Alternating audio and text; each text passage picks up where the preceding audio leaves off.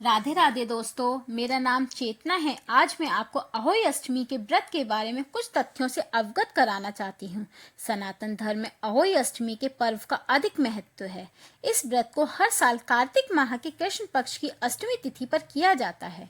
अहोई अष्टमी का व्रत संतान से जुड़ी समस्याओं को दूर करने के लिए किया जाता है।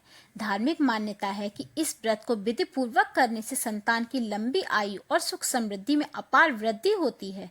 साथ ही संतान सुख की भी प्राप्ति होती है। ऐसा माना जाता है कि अहोई अष्टमी के व्रत के दौरान कुछ गलतियों को करने से साधक व्रत के पुण्य की प्राप्ति से वंचित रह जाता है और जीवन में कई तरीके की परेशानियों का उसे सामना करना पड़ता है। इसीलिए अहोई अष्टमी के दिन कुछ कार्यों को करने से बचना चाहिए। और पूजा किस प्रकार करनी चाहिए, आइए आज हम जानते हैं।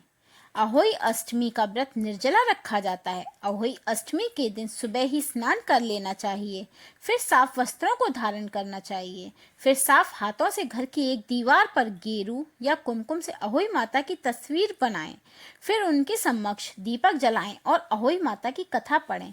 कथा सुनने के बाद देवी से बच्चों की रक्षा की प्रार्थना करें। फिर शाम को तब पूजा करें जब आसमान में तारों का उदय हो जाए। तत्पश्चात तारों को जल दें और मंत्रों का जाप करें। फिर पूजा के लिए बने पकवान जैसे हलवा, पूरी, मिठाई आदि का भोग अहोई माता को लगाएं। इसके बाद सपरिवार माता की पूजा करें। इस दिन अहोई माता की पूजा का विधान है और अहोई माता को माँ पार्वती का स्वरूप माना जाता है। ऐसे में उनकी आराधना करने से महादेव का भी आशीर्वाद प्राप्त होता है। इस साल अहोई अष्टमी का व्रत 24 अक्टूबर को मनाया जा रहा है। इस दिन साध्य योग और पुष्य नक्षत्र का निर्माण हो रहा है। इस संयोग में अहोई माता की पूजा अर्चना करने से संतान के जीवन में चल रही समस्याओं का समाधान होता है। इस दिन हमें व्रत के पालन के उपरांत सात्विक भोजन का ही सेवन करना चाहिए और श्रद्धा अनुसार गरीब लोगों में अन्न, धन और वस्त्र को दान देना चाहिए। तो दोस्तों, अब आप जान गए होंगे हमें किस प्रकार अहोई अष्टमी का व्रत रखना चाहिए।